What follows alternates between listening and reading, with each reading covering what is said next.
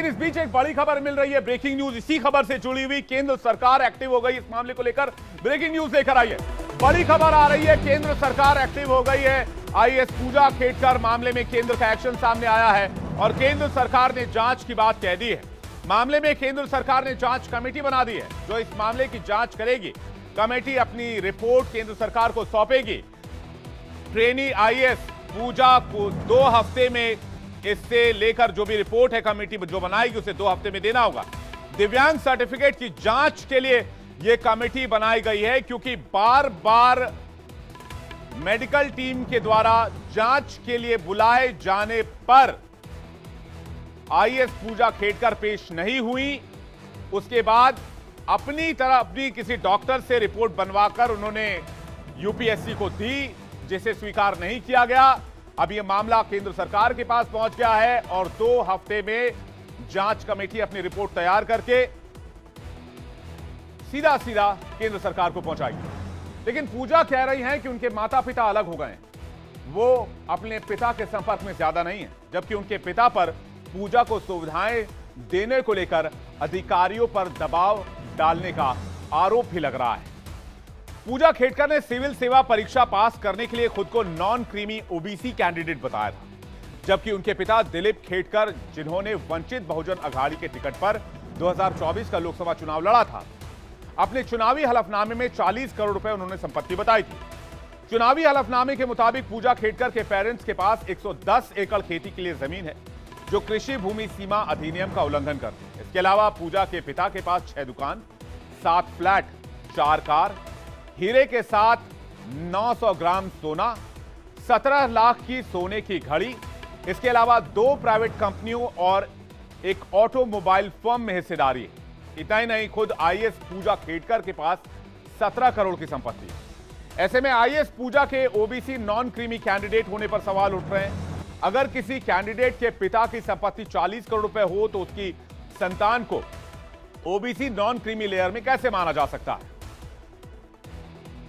अब पूजा खेड़कर पर लग रहे तीसरे आरोप पर आते हैं जो उनके हलफनामे से जुड़ा हुआ है। सिविल सेवा परीक्षा के दौरान पूजा खेड़कर ने हलफनामा दायर किया था और दावा किया था वो मानसिक रूप से दिव्यांग है और उन्हें आंखों की परेशानी भी है, जिसको लेकर अभी हमने आपको एक ब्रेकिंग न्यूज बनाई कि केंद्र सरकार ने इसे लेकर जांच समिति का गठन किया है।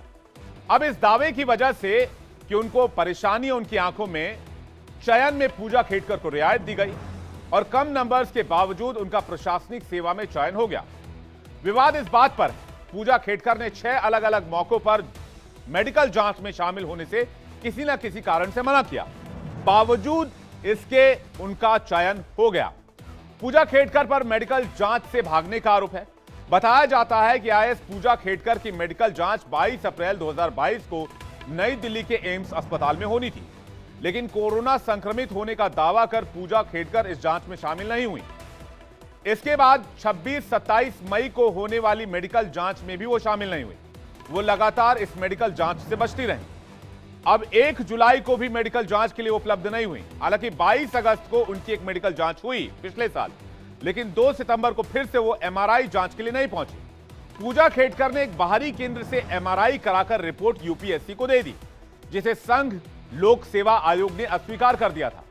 यूपीएससी ने पूजा खेड़कर के चयन को सेंट्रल एडमिनिस्ट्रेटिव ट्रिब्यूनल में चुनौती दी थी। बावजूद इसके पूजा खेड़कर का चयन हो गया।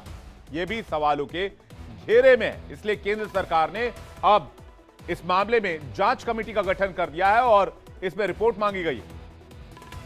महाराष्ट्र विधानसभा में विपक्ष के नेता कांग्रेस के विजय वडेट्टीवार ने आईएएस पूजा खेड़कर विवाद को लेकर क्या कहा है, वो भी आपको सुनवाते हैं। नहीं, एजेंसियों में ही गड़बड़ है, सिलेक्शन में गड़बड़ हुई है। झूठे सर्टिफिकेट की जांच होनी चाहिए थी।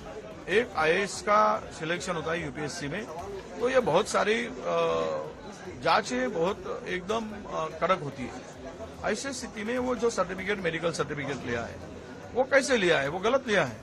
इसी के आगे बढ़कर अगर उन्होंने क्रिमिनल का जो फायदा उठाया है वो भी गलत तरीके से उठाया है, जो कास्ट वैलिडिटी से लेकर तो, और ये सब हमने सोशल मीडिया में पढ़ा और उसका जो बिहेवियर था वो निश्चित रूप से एक प्रश्न निर्माण करने वाला था।